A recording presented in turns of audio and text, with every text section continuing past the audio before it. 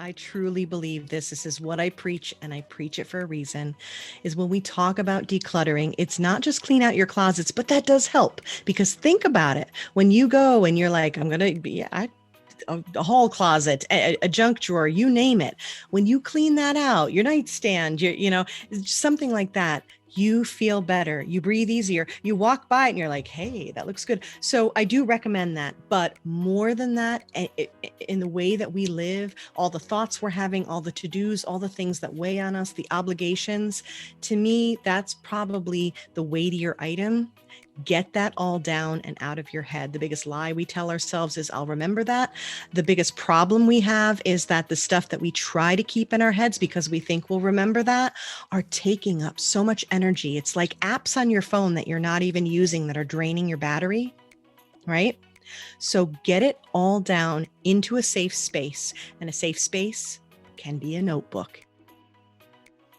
Welcome to another episode of Living Out Loud with Loretta, the podcast. Today, my guest, I feel like I shouldn't even introduce her. I'm just going to let her speak so that she can demonstrate how soothing and how amazing she is. I think she found me, or I found her. I don't even remember now. All I know is that she has one of the most soothing, incredible voices and way about her. So it makes sense that she is a coach of some sort, but her story did not start with coaching. So please let me introduce you to the wonderful Lisa Zawrotny. She is a podcast host of Positively Living. That says it all. Welcome, Lisa. Why, thank you. That is not, I couldn't help it. I couldn't help it. This is how I actually talk. Oh, she gave me the sexy Lisa voice. Thank you. It's how it all began. Oh my gosh. Uh-oh. Okay, hold on. That might be a different show. Now, wait a minute. It's after 7:00, right? It is after 7. That's true. Okay, so that reminds me, before we even proceed, do you have an adult beverage with you? Yes, I do. Yes, she does, with a straw in it. Could we cheers to Friday nights? We can. Cheers. Clink. Clink. I know, right? That's what it would be, through the screen. Thank you for finding some time to sit and chat with me today. I knew just from when we chatted briefly on the phone, even before then, just text messaging, I was like, this woman is fabulous, funny, fierce, and clearly has a backstory that I definitely want to hear. But you were talking to me because you wanted me to be on your podcast. Because I felt the same way about you. And fun and fabulous is in the title of your episode. It's interesting because in chatting with you, first of all, it felt like I'd known you forever. Yeah. And just like the comfort level and just kind of the extent to which we were talking, and you asking me to be on your podcast. First of all, I was very honored because I've listened to episodes of your show, and you are what I would call a proper professional. Do you know what I mean? Like for some of us, we kind of just sort of find our way through this podcasting, or even through whatever careers that we have. I don't see myself as a professional, quote unquote. You are a professional. You are a coach. You are something very specific. So you do stress management, which with that voice, it makes sense that you do stress management. But then productivity and organizing, how did all of this start, and how does someone like you with an incredible voice, you're a mother of 2, you're a wife, how did you get into your whole career journey? Please start from scratch. So you were born on April 21st. My favorite color varies, but yes. Oh, it does? Really? It does. Between what and what? Well, I would say, okay, the original, and I think we need to go with the classic, it is blue. Okay. So, and it's Goes a with your eyes. Are your eyes blue? yes, Right. they Yeah. are. Yeah. Yeah, Beautiful. exactly. So it's a good color for me, but sometimes I lean toward the green, right? Ooh, yes. So, And 21st of April, is that yeah. Aries or is that, what is Taurus, that? Aries cusp. Taurus, strong, strong humans. All right, let's start kind of from the beginning. How did you get into doing stress management? What is it your podcast is about? You caretakers or caregivers and taking care of caregivers. So how did you get started? Yeah, that's a great question because so often it is our story and frequently our story of challenge, triumph, the dark times that we can take and create the light from. And that's how I feel about my journey. I was a caregiver for my mom who had Alzheimer's, and I moved her into our home when I was pregnant with my son.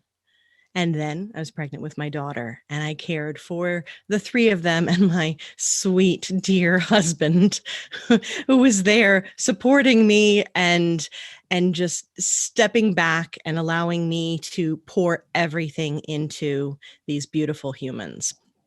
And I did this for nearly 5 years, and it nearly broke me. And the life lessons that I took from that: don't sweat the small stuff, and it's all small stuff. And when we, have a chance to look up and figure out where we're going and what we're doing, maybe it's not about the doing. It's about processing everything and making the choices that make the best sense for us. And something in me kept me from go out and get another job, go out and do the things and do what I was doing before. And instead, I stepped back and I said, no, I need to clear space. I need to clear out, figure this all out, take care of me again. And it's what I call decluttering inside and out. And I did all of those things. I poured back into myself because I've come to realize that denying ourselves does not make us better caregivers. So, Oh, right. denying ourselves does not make us better caregivers. So, because there are, as parents, you and I obviously, we have that in common. Yeah. As parents, I think there are a lot of parents that think that, oh, I have to give my all, give everything to my children, to my spouse, to my, to my, or my partner, to my Yeah. household. And that means I'm a good person or a good caregiver. But you are giving from an empty vessel, potentially. Is that right? That's right. And we talked about this idea that you can't pour from an empty cup. And so if it matters to you to care for others, and what a beautiful thing that is, a beautiful gift we give to be in the service of others. We are the vessel from which we're serving, and we need to care for it because we are precious. And that was a big part of my life lesson, to say, wait a minute, because I could have lost myself completely. It could have gone utterly south. And I was close. I mean, physically, mentally, emotionally, I had everything going on. Postpartum depression that undiagnosed, but I have no doubt that I had it. And I mean, all of the things that go with sleep deprivation and hormone shifts and just the sheer stress of losing a mom in pieces, really. All of that together and understanding that I had a second chance. So the second chance allowed me to realize these things, number one, so that I could pour back into myself and do it unapologetically.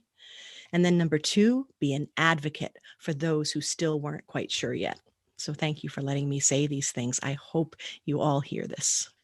Darling, I am all about that. I am all about, first of all, self-preservation, self-care, taking care of yourself. It doesn't Yeah. mean that you're not taking care of anyone else. It doesn't mean you shouldn't take care of anyone else, but you have to take care of yourself first.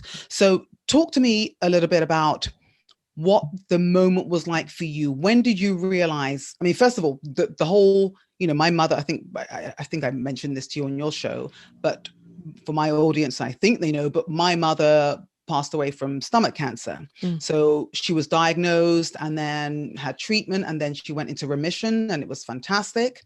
But that didn't last for too long. And then she got sick again, and she wanted to try some experimental treatments that were coming on the market. And it didn't work. And I guess it was her time. I can say that I was not the caregiver, like the primary caregiver, in the sense that I was not in the house with her. I was, I think, already in America by the time she was getting to the end of her life.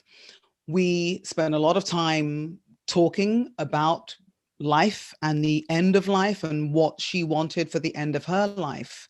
And I was brave, I think, to instigate those conversations, but I wasn't in the house with her constantly taking care of her. So I can't imagine what it was like for you watching your mother, whom has always taken care of you, now basically go in reverse somehow. You know, with Alzheimer's, it's like you have to be present while they slowly forget who they are, forget their life, forget who you are.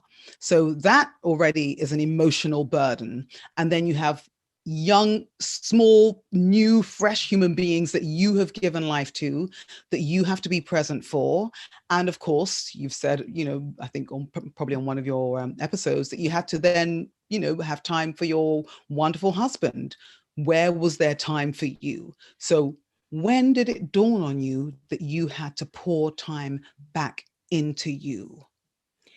I think that it came in pieces for me, in almost a bit of a rebellion, when I felt so utterly exhausted, and I would find these moments to take care of myself, but I could just feel that it was never enough, you know. And I think a big part of it, I have to admit, was when well, actually, I moved her into a nursing home, but it was only for 4 months, and that was to protect my children. And again, it came down to giving to others, protecting others above myself. And I think the realization really came after I was no longer a caregiver for her, but I still had my children. And, you know, they saved me in so many ways. They kept me going. But then I realized, I was like, I have a choice to make as I raise them. Do I just shift what I'm doing, where I gave my all and there was so little left for me? Or do I adjust now? Because I have a choice, and we can always make a change. No matter where you are, no matter what path you're on, you can always pivot, you can always adjust, you can always course correct. And I think it was more the moment after she passed and I was processing everything and going through everything, that I realized that's when I had a choice to make. Was there a voice that spoke to you, or is it your innate kind of ability to dissect and just kind of see things with a different and possibly clearer eye? Is that something that you have innately, or was it something you kind of learnt along the way? How did you how were you able to access that? That is such a good question. I I feel like it was this interesting combination, because I've always been analytical. I've always been somewhat, you know, organized. So, I mean, I was keeping everybody going, right? During this time, I let a lot go, a lot of non-essentials, some essentials, me as an essential. You know, I let a lot go, and there was a lot to process through. But I remember thinking in that moment, what do I do next? And I'm analytical about it. And a voice finally answered me, wait, don't do what you did before. It's like the Einstein quote, you know, of insanity being doing the same thing over and over again and expecting different results. So that's It's I love that you use another Einstein quote, because you seem to be a fan of Mr. Einstein. I think, and either I don't know if you use it on every episode of yours, but there's one where you say, like, he does a learn from yesterday, live for today, like hope for tomorrow, Mhm. but like basically like never stop hoping or never stop questioning or something. I can't remember verbatim what the quote is. I Yeah. love that you use that, and that is his thinking, or his, you know, his words kind of resonate with you, because it's very, it's they seem like they're very kind of clear and basic and easy things. Like, of course, yesterday, yeah, that's in the past. We can, Mhm. we can understand this in the past and hopefully learn from it. Live for today. This is what's happening right now. Be Hope for present. tomorrow.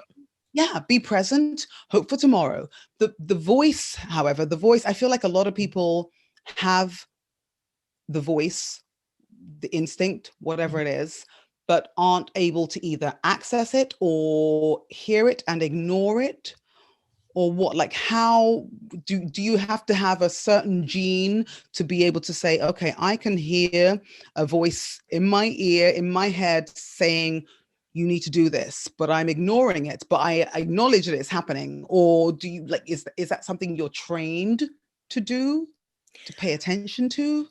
I think it can be, again, it can be, my whole answer is going to be, why can't it be both? I think that's going to be one of my book titles at some point. I But, like but, that. but here's the good news about it. Okay. In the moment, maybe I was inclined toward that, maybe based on the things that I was reading, the things that I was pouring into myself to come back from, you know, what I consider a dark time. It was also a beautiful time too.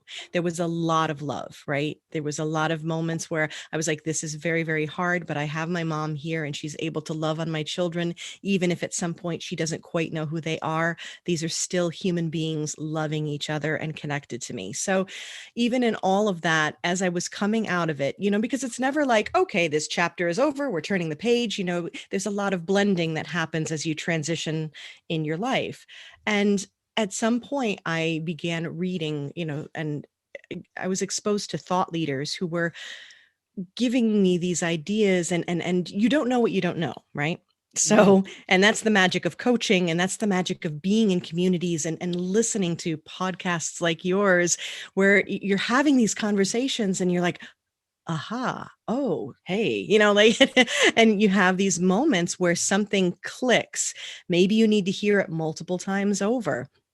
But the biggest thing, and what I love doing and being as a coach, is the fact that when we keep having these conversations, you can reinforce, trust yourself, trust your intuition, trust that voice that you're hearing, and know that it is possible.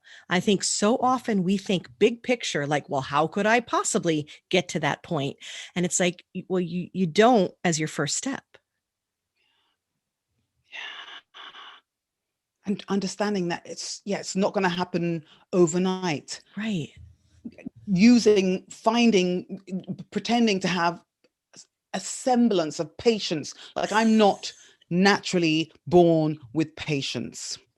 I think having children has given me a lot of patience. Mm-hmm. Not as much as I would like, but it's given me a lot of patience. Mm-hmm. And then now, like, this is the first time in my career, let's put it that way, where I haven't had, I mean, I have representation now, but this was only happened like in the last few months. So for a long time, I came to America without an agent, without a manager, no lawyer apart from my immigration lawyer.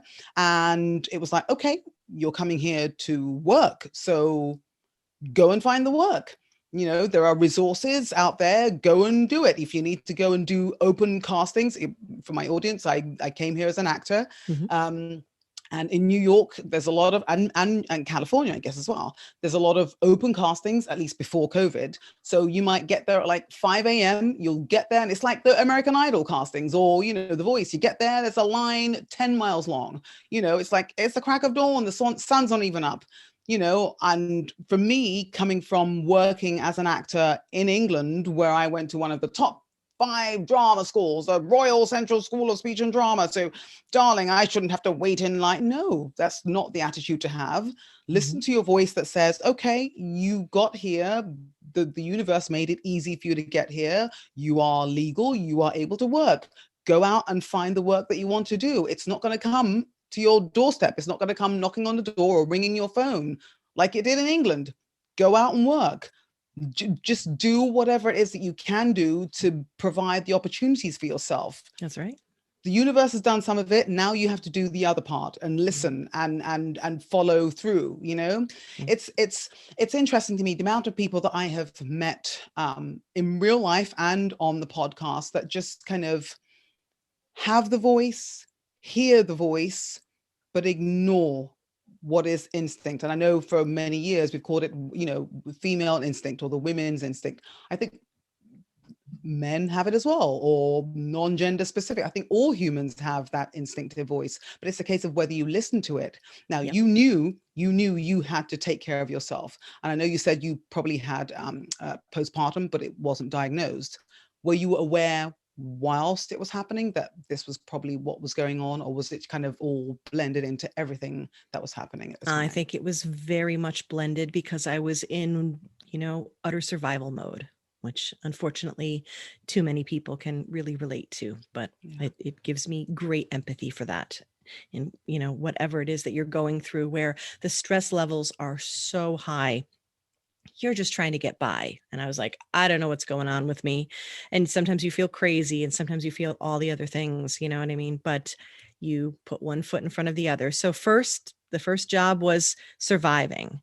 And then I was able to take the next step to say, okay, well, how do I how do I recover from this truly? Truly. And then it's always been my MO. I think there are some things that are innate in us. Some of it was my organizing, some of it was my MO to say, as soon as I figure something out, I want to be like, hey, I figured this out. Do you need to know it? Do you need to know? Like I want to help others, like, come on, follow along. I figured something out here. And so I think that's a big part of what led me to coaching others, was saying I figured something out, there's something to this. And it was that simplifying, that decluttering, which you naturally brought up in our conversation, and really just saying, oh my gosh, we don't need all the stuff and the nonsense. Eh, what makes what makes sense in my life? What belongs truly? What do I want in there? Right. And it's creating that intentional life. And that's what, attracted me to what you have created and wanting to share that with my audience. It's that making those choices and that power of choice. It's so incredible. And when I started to do that and realize we need so little, truly.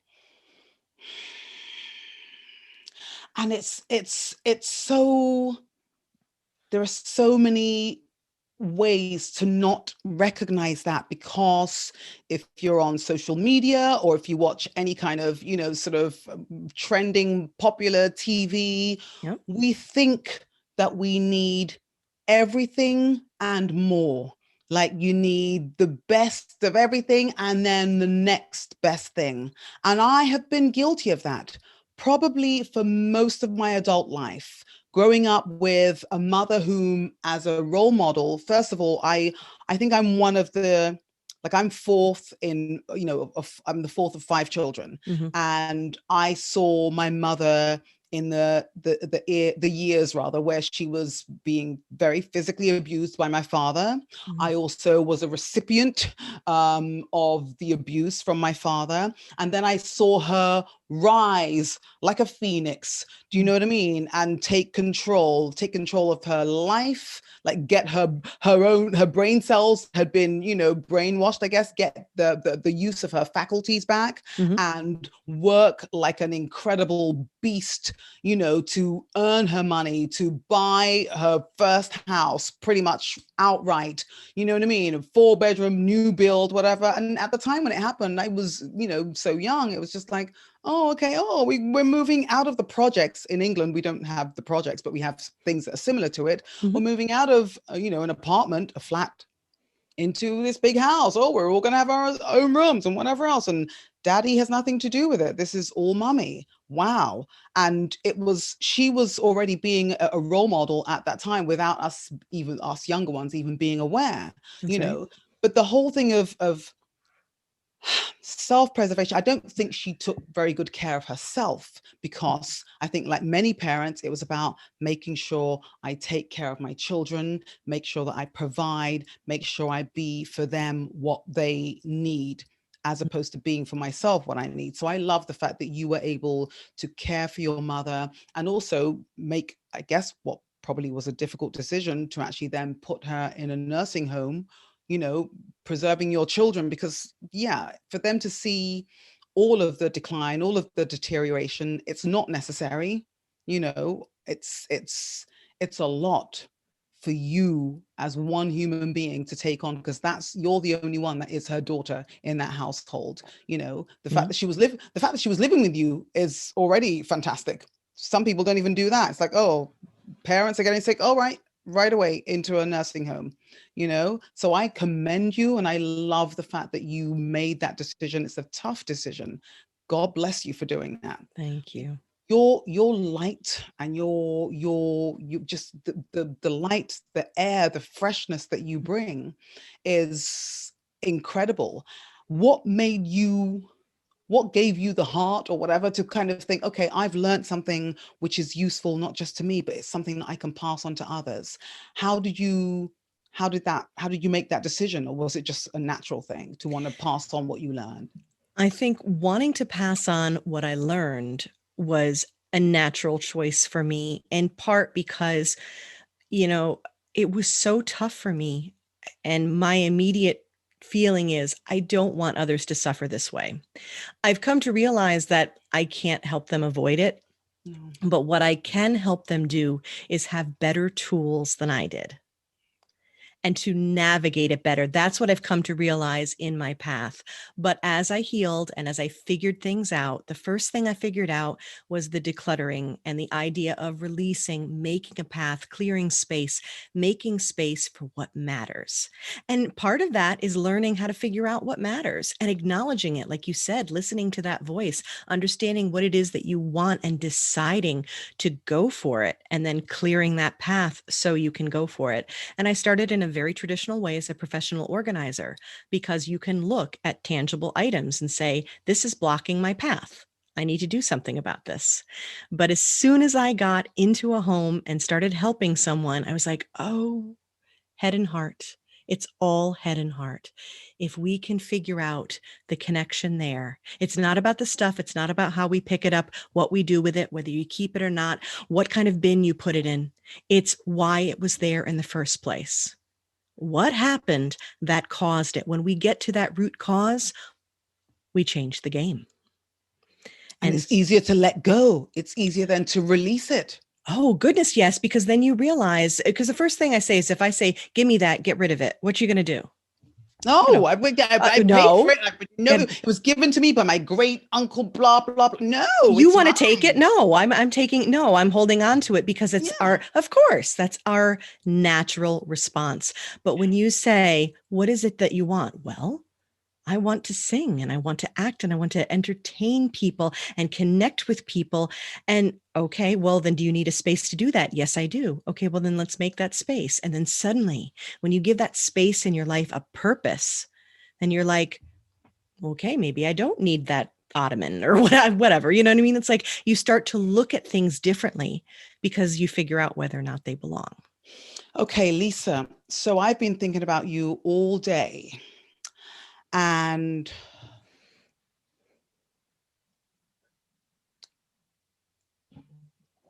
I have no idea where this is coming from, but we have lived in this house for 4 years now.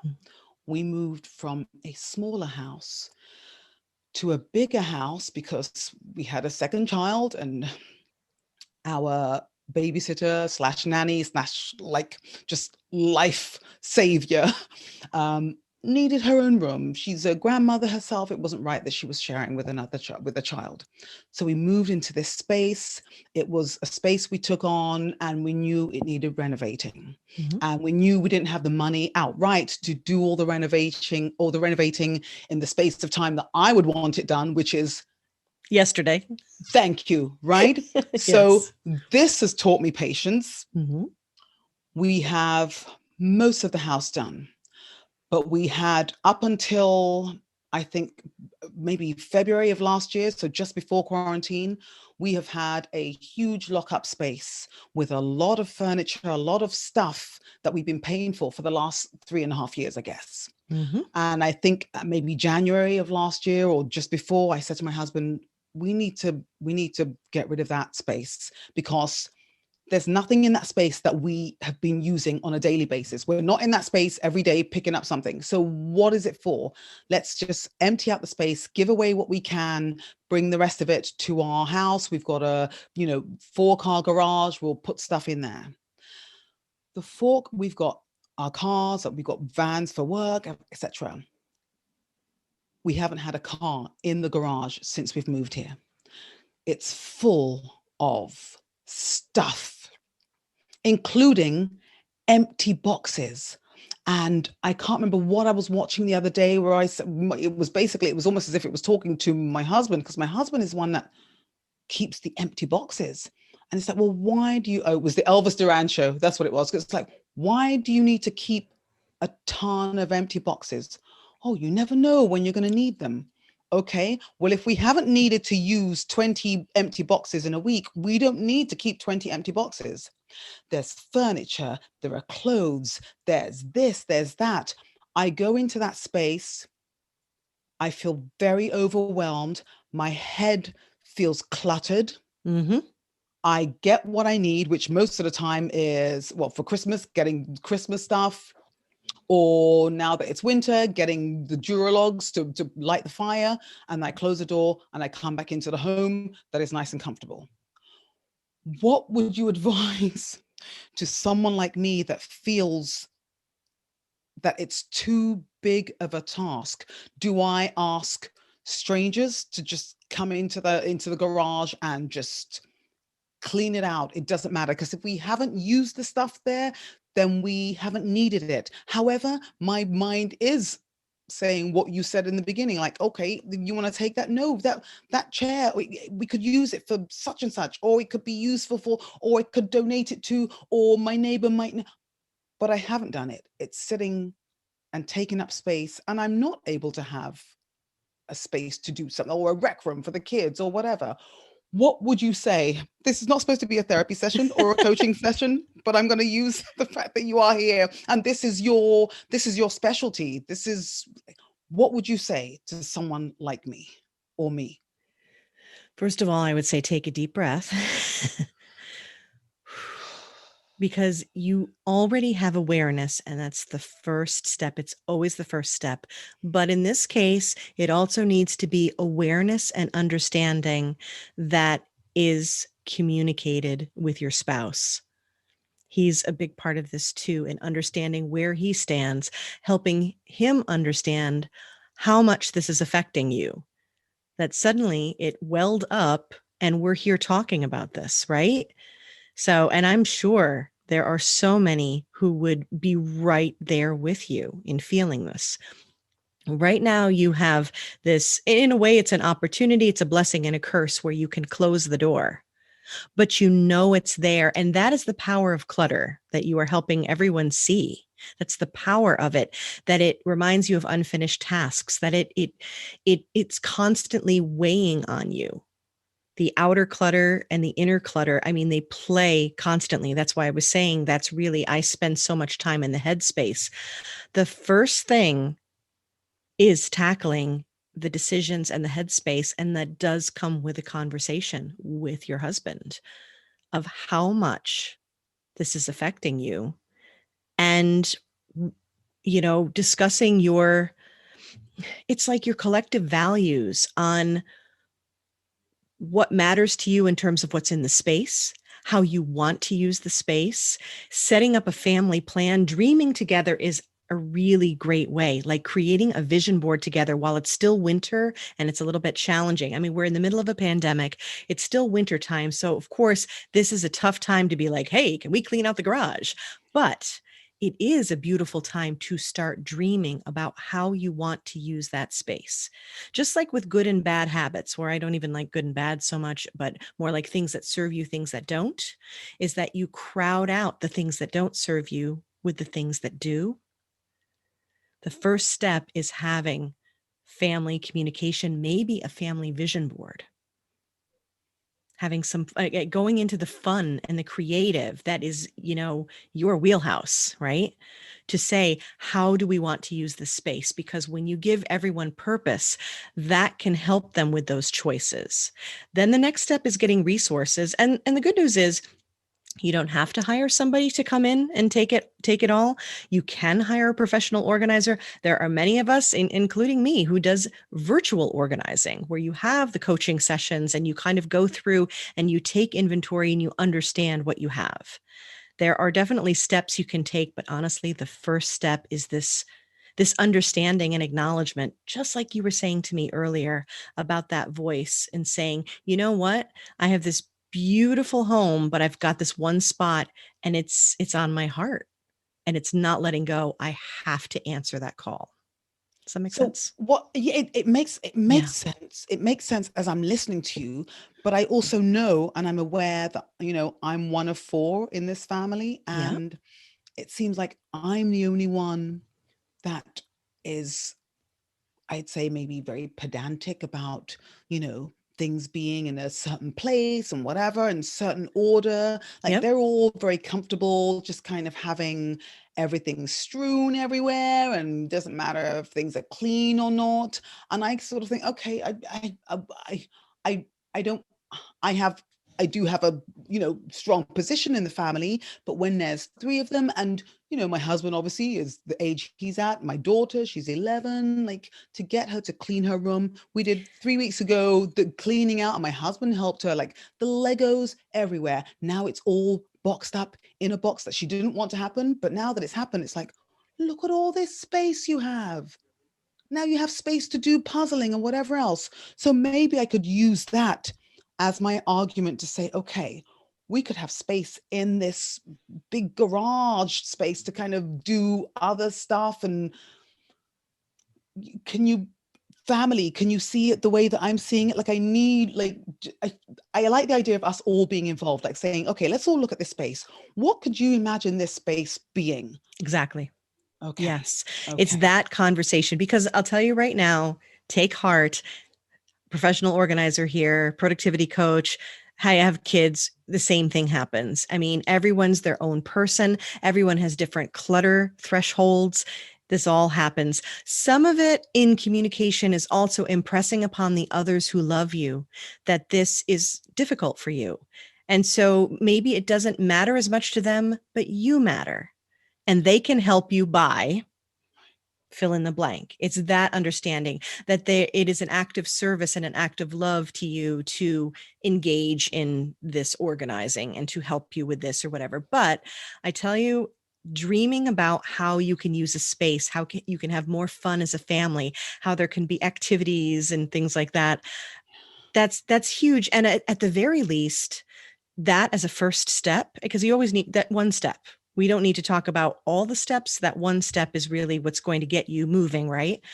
That conversation will be very telling because if they don't dream of it and they're perfectly fine in their space, then the next step has to be, well, it's weighing on me and I would like to move forward with it. You good? And then, either way, you're getting their buy-in or their, acceptance. You know what I mean? So okay, so if I get them just saying, "Oh, we're not bothered, we're fine," am I okay? Do I have permission then to just say, "Okay, I'm taking control of this. I'm going to get the junk guys or whatever to just come in and clean this space I would out, and say that's so. it." Yes. Mhm. Okay, you heard it here, ladies and gentlemen. Lisa gave me the permission to do that, and my husband listens to my I'm not podcast, signing anything, so but no. But he also heard that the first thing I said, because this is a yes. conversation that comes up so much and it's like it happens so much. You are not alone, my dear. There are so many who feel this way. And the first thing I always say is it's a family conversation. You don't go and declutter on someone. That is the quickest way to create resentment and distrust. But if you have the conversation, Yeah. yeah, How, and you're okay, real, yeah. how did you, so with your family, so what did you, like, you're the organizer, you're the professional organizer, as in Yes. what, you grew up being the one who was like, in the pantry the cans have to face forward like they do in a grocery store, because that's me. So what what was it like for you? How did you introduce them to organizing Lisa, or Lisa the organizer? Little by little, in very much the same way that I'm telling you, which is saying, okay, first of all, now we get into the whole thinking about zones in your house. You have certain zones where we all work together. Well, guess what? It's like the whole idea of a chain being only as strong as its weakest link. Well, I don't know why that sort of feels like a metaphor for the same idea of like the clutter level needs to be to the point of, the highest person in terms of like what they want. So you're all working together as a family. That space must be respected, because I see that a lot with parents where the kids come in and they just take over the room, and you're like, no, that's a communal space. They need to learn how to live. And keep in mind, everything we're talking about, everything is all modeling for your children how to be a good human, how to work with other people, teamwork, dealing with things that you don't want to have to do. It'll prepare them for taxes later in life. I don't know. It's like, I mean, whatever. It's all good because it's all learning experiences. Now, in their own rooms, I do like to give them some leeway, but there are some ground rules. It's like, okay, you may like it like this, but there are certain things that need to be done for our health and well-being, like cleaning. If there are Yes. things strewn about the floor, we cannot do that. So we need to do something about it. Then you start exploring what makes the most sense for them, what's easiest for them. At 11, having a big box where you dump all the Legos in makes total sense. You're not going to have, Pinterest organized, bins for a child.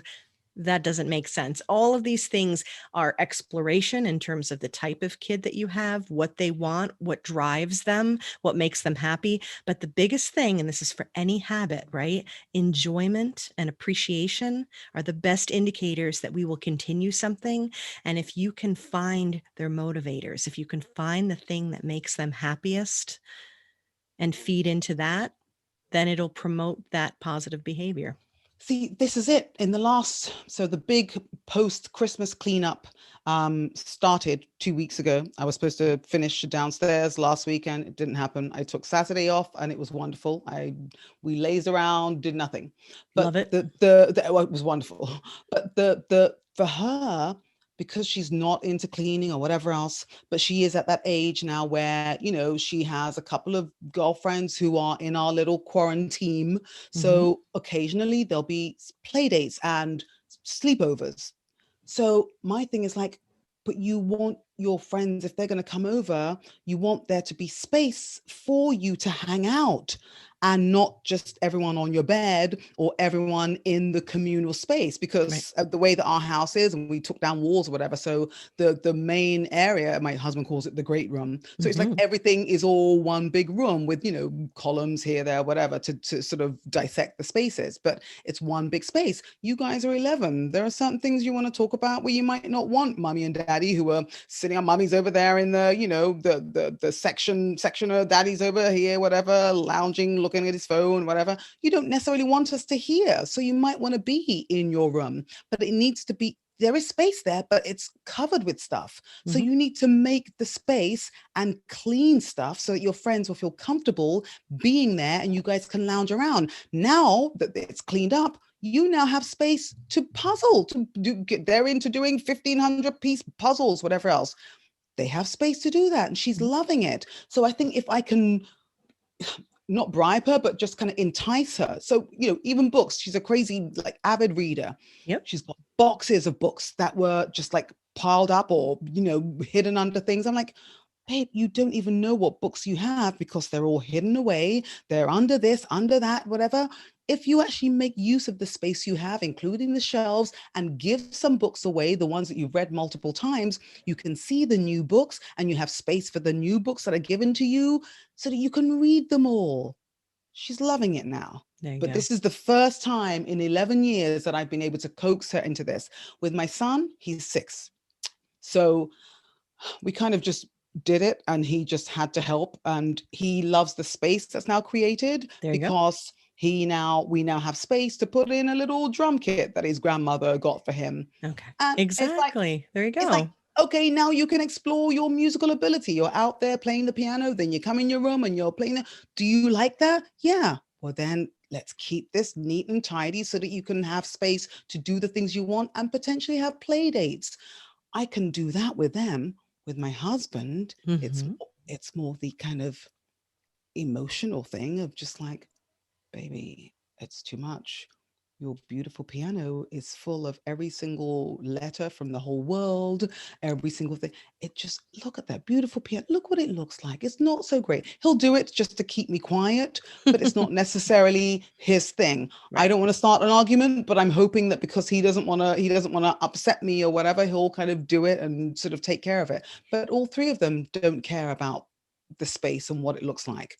I Right. feel like I'm the only one. So when you go into people's homes, or even like, do you say straight away that this is connected to your mental association with each other or with the space or whatever? Do you say right away that there's a psychological Oh, absolutely. Yeah, we connection? need to know that right away. We need to know how much the clutter affects us. Studies are showing how much it raises our stress levels, and just to be clear, it raises our distress levels. Stress is just our response trying to balance. It's a fancy term called homeostasis, right? We have a stressor that comes at us and we are trying to find the balance. And sometimes it's good. Like if you're like, "Hey, you know what? Christmas is coming. There's going to be some new toys. You have friends coming over. It's time to clean your room." That's a good kind of stress. It's called eustress. And it like lights a fire under you and you go for it. By the way, what you're talking about with her, it's not necessarily bribing, but it works for all of us. And it's called rewarding. When we want to have positive behavior, we do need to reward ourselves. I'm tired of this. Well, there is reward enough that it's a good. No, it's not. Reward yourself, because I promise you that enjoyment and that fun and that reward that you get from it, buy yourself that new book when you've completely gone through your bookshelf. And I'm not condoning, well, go fill it back up. But what I am saying is, you have a purpose behind it, the space, your life, what you want to do with your time. Reward yourself. But yeah, going in with that stress, the idea of how much that impacts you, you need to understand that. You need to understand. My biggest thing is it's all connected. And the sooner we understand that, the better off we're going to be, the better we can find the right tools to manage it.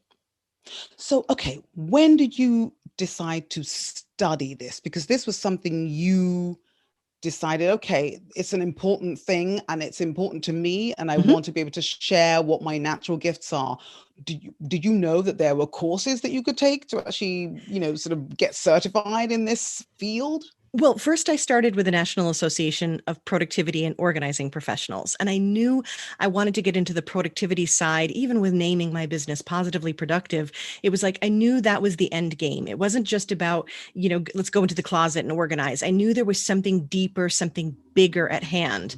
So I started with, the professional development that they offer in terms of being an organizer. But I always felt a little bit like an outlier because I kept saying, but wait, I have questions and we need to be questioning more. And there's more to it. And I appreciate that the Container Store has awesome bins, but I don't want to talk about the bins. I want to talk about why things are happening, because I'm the questioner. And so as that happened, I was like, okay, it's time to get into productivity coaching and stop so much with the stuff on the outside and deal with the stuff on the inside, because you can handle the stuff on the outside without ever touching it as long as you know what's in the brain and the heart. So then I started to look into, okay, what other courses are there? What there must be certifications. There's always something that you can educate yourself on.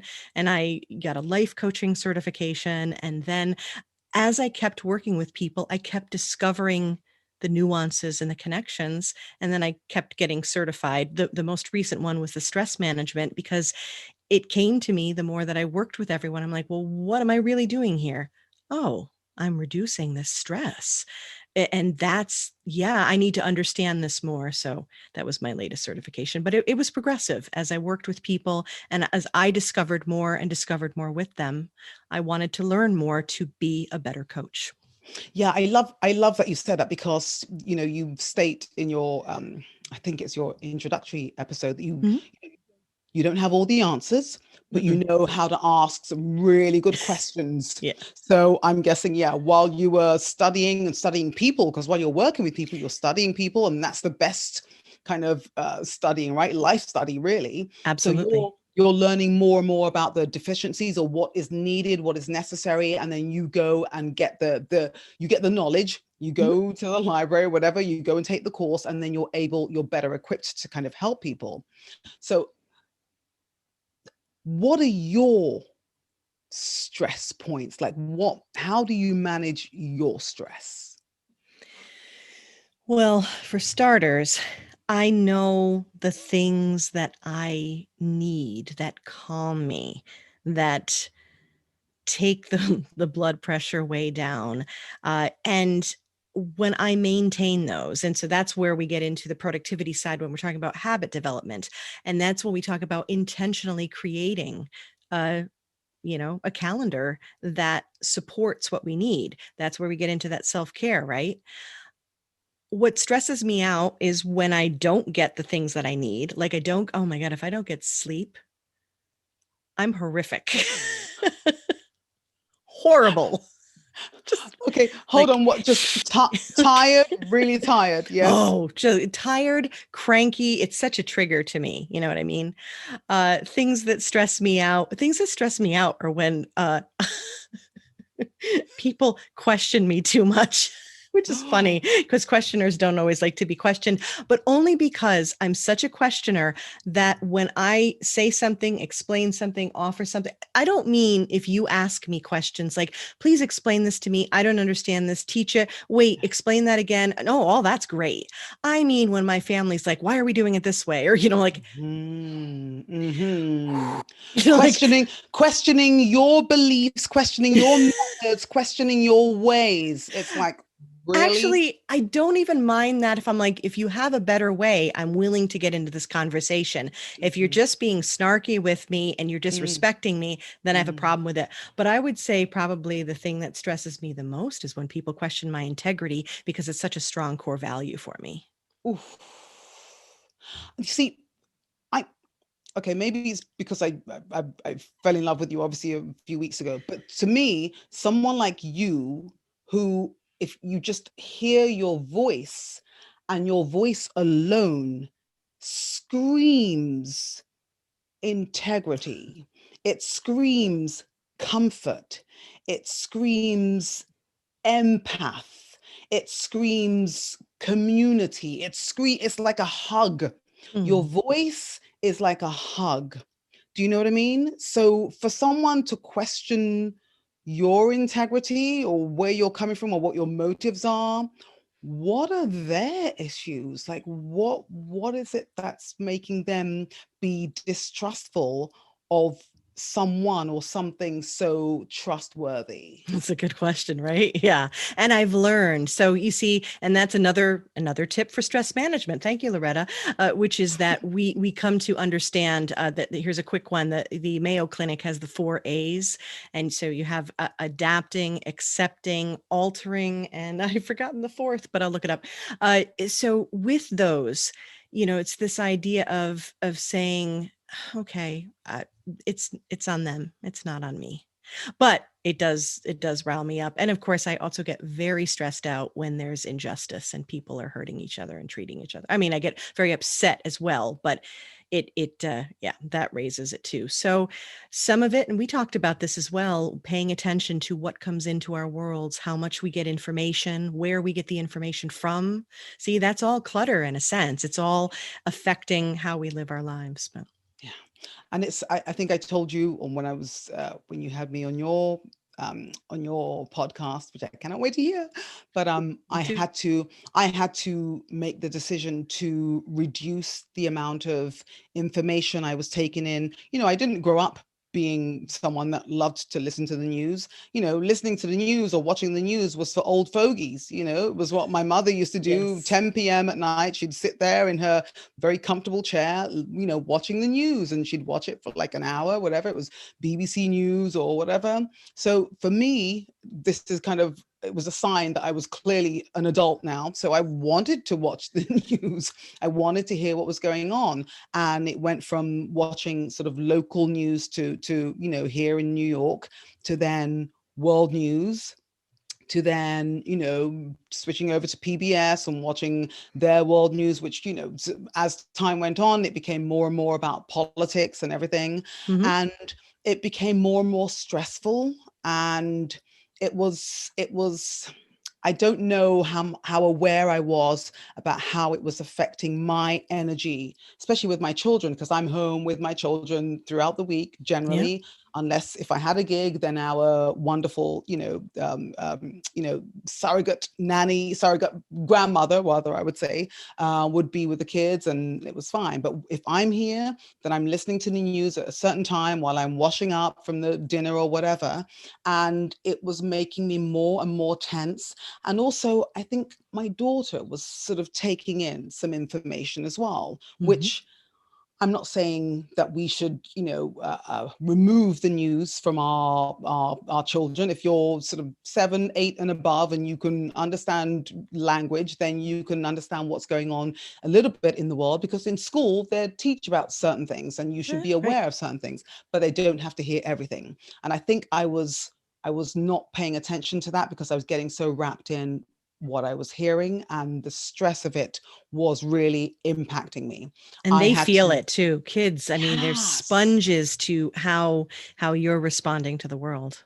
exactly. Yeah. So I can't remember whether it was someone that said to me, like, hey, you might want to reduce the amount of news you're listening to or whatever. Mhm. So I did. But now I do make sure that I'm watching a little bit of local news, a little bit of world news, Mhm. on the American front, and then a little bit of BBC news. But sort of just kind of being aware of what my energy is like, and knowing that it impacts my family. That Yep. is something I've had to do in the last, I guess, in the last year. So I love the fact that you kind of knew, okay, this is something I am good at, this, or this is something I naturally do. Certainly I don't want you to question me and what it is that I know and whatever else, but this is what I'm about, and this is what I give to the world. Do you have a title for your book yet? Oh, I have many titles for many books. I want to do one on gratitude for sure because that healed me. I definitely think I need to have a book called Why Can't It Be Both? Because You said that I'm always on earlier. the one hand, on the other hand. I think that would be kind of funny. I have this idea. I really want to do a productivity book that's like a choose your own adventure book. I think that'd be super fun. Wow. Uh, Wow. Explain. I have, well, just you know what it is? You see, what happened was that this is a joke with my family where you're like, you What see, what happened happened was, was, yes, my whole family says that all the time, and you know it's going to be good.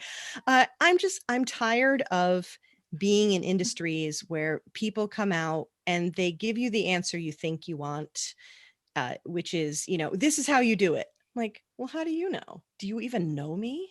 mm, That bugs me. So right. I want to give people options. I want them to be able to say, yep, that's not me. I'm skipping that. Oh, I'm answering this question and I'm going over here because that's my life. And I want it to be specific and quick and helpful. And I just love choose your own adventure. It was super fun. And you know what I used to do? I'd like read these books and I'd be like, okay, go to page 24 for the next thing. And then I'd read through that and then I'd go back and I'd be like, what if I answered it differently? Yes. And then, Yes. right? What if I went down that road? What Right. would have Love that happened? exploration. So You know what? And someone like you can do that because you are obviously, I'm guessing, with the people that you're working with, that you're coaching, you're hearing different, like a variety of different stories, a this variety of is true. different, different sort of histories and Mm, whatever. So yeah. that could lead down any road. Okay.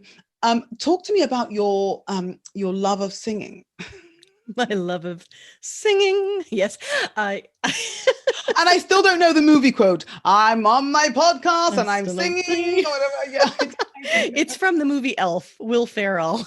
It's like he does that. So, all right. My love of singing, my love of music, period. I grew up, my parents had this cute little organ in the corner. Neither of my parents were very musical, and you couldn't keep me off that thing. And both of my parents were like, I was sitting outside on a picnic table. I grew up in the country, holding like a badminton racket, strumming it like a guitar, and singing. I was just, I mean, music classes in school, and I was like, zoop, I want to play right there. I just loved music. And my parents, thankfully, I'm so grateful to them for being like, okay, there's something going on here. They made sure that I had piano lessons, and they supported me when I started in band. And I was so lucky to have such a wonderful music program in the school that I grew up in, and I just embraced it wherever possible. So I love music. I love how it reduces our stress, and how it just it brings us to life. I love how it elicits emotion and how it teaches us. Studies are showing that children who are involved in music are better in school.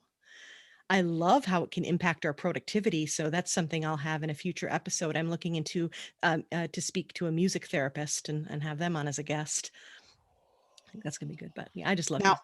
obviously, as a musician myself, I am all about music, supporting every single area of life in general. Yeah. I try to use it mostly as something that is uplifting Yeah. and energizing. But of course, in moments when you're in different spaces of your life, music is there as a comfort, as a friend, as an ally or whatever. I love that it is something that if they're using as a way to kind of help children. I thought about this with arts in general, like creative arts, as a way to bring children in schools, bring them out of themselves, bring them out of their shell potentially, to have an outlet, a way to be creative, a way to speak without having to necessarily use words or their Mm. own words or whatever. So I Yep. love that. And your children, are they sort of into music, or are Oh, they yeah. And we didn't ah, force it, but we invited it and we good? promoted it. And now my son and I are both low brass players. He plays the baritone. I used to play the trombone. My husband plays trumpet and French horn. My daughter plays the flute, but she's most interested in singing right now. And my son wanted a bass guitar for Christmas. He's now a guitarist. And I asked Santa for a new acoustic guitar, and I got that. So I've got the calluses building on my fingers as we speak. And we're all jamming. All we're missing is the van, and we're gonna, Partridge Family, that sucker. But Go out on the road. right, Yes, exactly. yes. Oh And my my goodness. husband will fight me for the high harmonies. He's so awesome like that. But Seriously? no, I am serious. He's awesome. When we kick out Boston in the car, we're looking at each other like, are you going up or am I going up? Like, who's going up here? It's awesome. He's great. Uh, He is amazing. yeah, Okay, he can is. I not obviously I can't meet him tonight, but on another FaceTime call or something, can I meet him? Oh, yeah. How are you able to help people that need you, that live on the other side of the country or other side? Because you're upstate New York, right? That's right. So how are you able to help people that need you desperately? Just like um, this. Just okay, like this, you and me. I'm okay. on a Zoom call with them.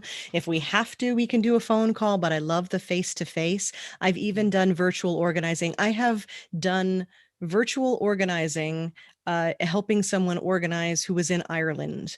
I mostly do coaching where we go over your calendar, we go over your projects, and we go over what you think you need to do versus what you need to do. We figure out how you do it best, how you can create the right habits, how you can do things simply. We love to be overly complicated. We don't have to overcomplicate things. Life is hard enough. Let's keep it simple and straightforward and hopeful. And I do it just like this. You're amazing. You're amazing. Thank you, Lisa. I will put all of your information in the show notes for sure. I love what you do. I love your energy. I love what you're about. And I love that you attract that, you know what I mean? Like attracts like. So I'm so grateful that you and I got to meet. And thank you for taking the time out on a Friday night to come Oh, and sit and chat with the me. best end to the week for me. This is truly my pleasure. You know, I am a super, super fan. I can't wait for your words and your life to inspire the people that listen to my show. So I'm honored to be here. Thank you. Thank you. And thank you for helping me. And I cannot wait to relay all your information to my husband and have him listen to this episode and go, okay, it's time. Let's get in that Yes. garage, all of us, and sort Woohoo. this out. And I'll cheer you on. Yay! Thank you again for tuning in to Living Out Loud with Loretta. If you enjoyed this podcast, please share it with a friend or several friends. Post a screenshot of this episode on your Instagram stories and tag me at Loretta Nakwacha. You can also watch this episode with a cold beverage on my YouTube channel. The link is posted below. Lastly, if you have the time, please leave a positive review on Apple Podcasts so that we can continue sharing stories, singing songs, and living our lives